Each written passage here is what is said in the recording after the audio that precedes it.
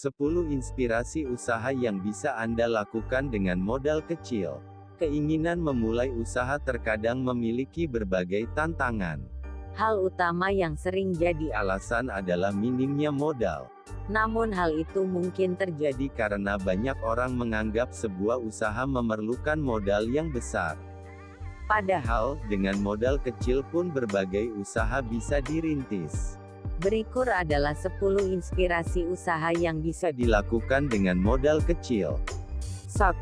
menjual pulsa. Inspirasi usaha dengan modal kecil yang pertama ini sangat dekat dengan kebutuhan masyarakat di zaman sekarang dan sudah menjadi kebutuhan, yaitu pulsa.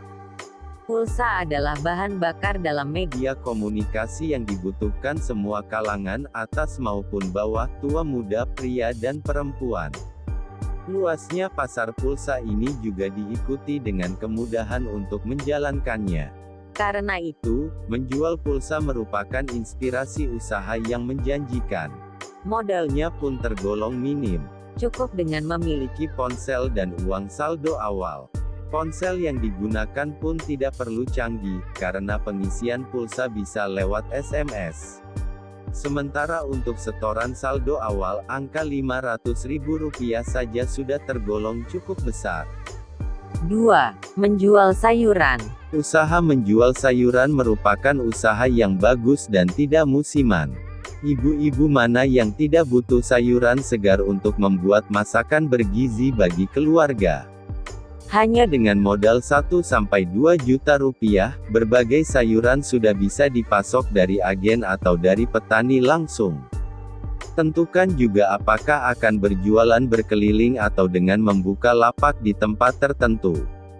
Keputusan ini akan membantu alokasi modal untuk sarana usaha.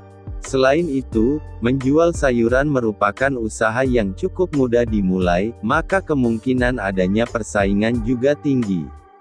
Karenanya, patoklah harga yang wajar dan bersaing. 3. menjual jajanan anak-anak. Telur gulung, cilok, pentol, dan kue cubit hanya sedikit dari contoh jajanan favorit anak-anak. Berbagai jajanan tersebut bisa menjadi Inspirasi usaha dengan modal kecil yang bisa dicoba. Biaya yang dibutuhkan untuk membeli bahan baku tidak sampai 1 juta rupiah. Agar usaha berjalan lancar, penjual harus terlebih dulu memiliki keahlian untuk memasak jajanan yang ingin dijual. Ini bertujuan agar pelanggan pertama bisa langsung suka dan tertarik untuk membeli lagi.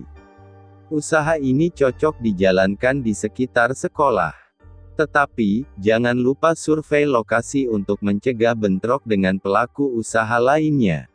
4. membuka warung makan. Tidak perlu menyewa tempat khusus untuk membuka warung makan. Inspirasi usaha yang satu ini bisa dimulai dengan membuat kedai kecil di pekarangan rumah. Waktu berjualan pun bisa ditentukan sendiri. Misalnya untuk melayani sarapan, makan siang, atau makan malam saja. Untuk warung makan sederhana di pekarangan, modal awal yang diperlukan tidak terlalu besar. Harga satu set Meja dengan 2 kursi panjang yang bagus berkisar antara 700.000 hingga 1 juta rupiah. Tentu saja ini akan lebih murah jika bisa membuatnya sendiri. Untuk atapnya, bisa seng atau bahkan terpal saja. Anggarannya tergantung luas warungnya. Modal lainnya adalah persediaan alat-alat masak yang lengkap. Contohnya kompor, tabung gas, panci, piring, gelas, hingga berbagai wadah lainnya. beruntung Jika sebelumnya memang memiliki berbagai alat berlebih di dapur. Tidak boleh ketinggalan, modal bahan masakan yang disesuaikan dengan menu yang ingin disajikan. 5. membuka usaha kue kering. Usaha kue kering bagi banyak orang merupakan usaha yang musiman. Mungkin itu benar. Tetapi, dengan pemasaran dan kualitas produk yang baik, bukan tidak mungkin usaha ini bisa bertahan di hari-hari biasa. Dan karena kondisi itu pula, maka strategi awal membuka usaha kue kering bisa ditentukan. Mulailah membuka usaha ini sebelum musim ramai dimulai, sebulan sebelum bulan Ramadan misalnya. Manfaatkan media media online dan orang terdekat dalam pemasaran. Ini akan menjadi kesempatan untuk mendapat feedback dari pelanggan sebelum masuk ke musim ramai. Dengan begitu, ada waktu untuk memperbaiki hal-hal yang kurang. Agar usaha ini terus berlanjut, inovasi adalah kunci yang tidak boleh dilupakan. Kue-kue standar seperti nastar dan putri salju bisa saja terus diproduksi. Tetapi perlu juga membuat produk yang mencerminkan ciri khas. Jangan abaikan pemberian merek yang bisa bertahan dalam jangka panjang. Strategi pemasaran juga termasuk hal yang penting. 6. membuka jasa les privat. Memiliki pengetahuan di bidang tertentu, terutama yang berhubungan dengan mata pelajaran sekolah bisa menjadi sebuah peluang usaha. Apalagi jika didukung dengan keterampilan komunikasi yang baik serta sikap sabar dan senang bersosialisasi. Membuka jasa les privat dapat menjadi usaha yang cukup menjanjikan. Tidak perlu modal banyak, cukup dengan menyebar brosur di tempat-tempat strategis.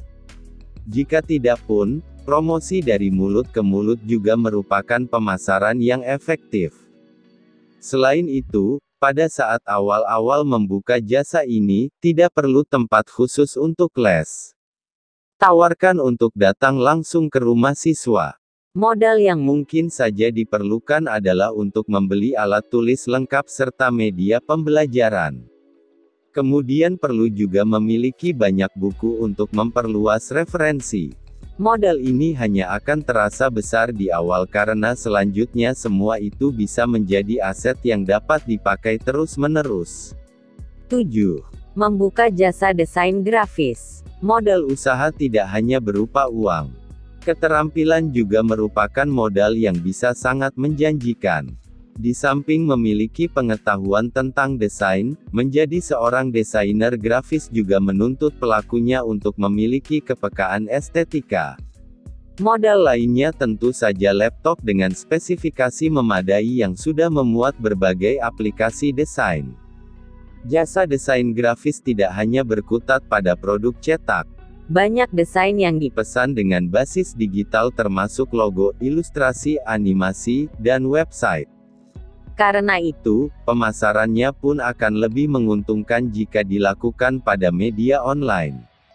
Bisa dengan media sosial ataupun marketplace desain grafis.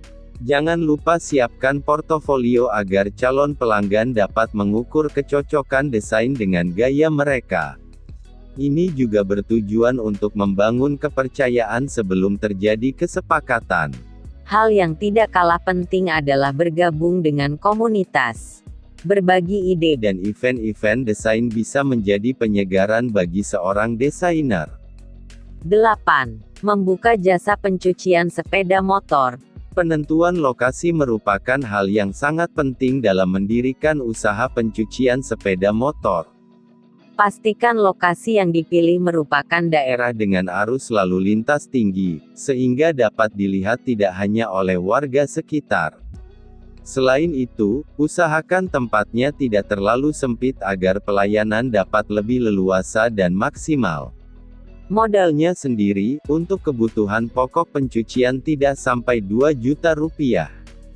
Itu sudah termasuk mesin steam, nozzle, perlengkapan mencuci seperti ember, lap, dan sampo, serta perlengkapan diri seperti sepatu boot. Memiliki tempat sendiri tentu lebih menguntungkan karena tidak ada biaya sewa yang dikeluarkan. Jika ingin lebih profesional, perlu juga menyiapkan biaya pemasaran, nota dan stempel, serta kursi tunggu. Tetapi ini opsional saja, yang terpenting tetap kualitas cucian dan pelayanan yang ramah. 9. Menjadi penulis lepas. Tidak jauh berbeda dengan desainer grafis, modal menjadi penulis lepas juga berkisar pada keterampilan, portofolio, dan laptop. Pemahaman tata bahasa dan penulisan efektif merupakan keterampilan utama yang harus dimiliki seorang penulis lepas. Untuk laptop tidak perlu spesifikasi tinggi, yang penting ada perangkat lunak pengolah kata. Usaha ini juga memiliki beberapa jenis. Ada copywriter, reviewer, penulis artikel blog, penulis naskah, hingga yang merembet ke arah kepengarangan seperti cerpen dan novel. Media promosinya juga bisa melalui marketplace jasa. Mengikuti kelas Menulis juga merupakan langkah pengembangan diri sekaligus memperluas jaringan. Tetapi ada juga cara lain, yaitu dengan masuk dalam jasa penulisan. Ini bagus bagi pemula yang belum tahu seluk-beluk kepenulisan.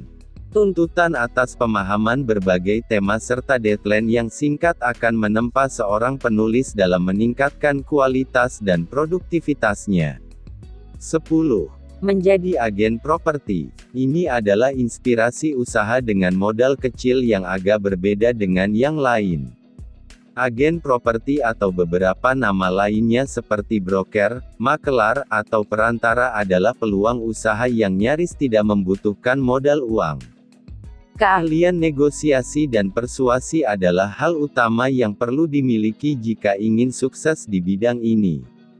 Pekerjaannya mudah, yaitu mencarikan pembeli untuk sebuah rumah yang akan dijual oleh pemiliknya. Jika terjadi kesepakatan, maka si agen berhak atas komisi dari hasil penjualan tersebut.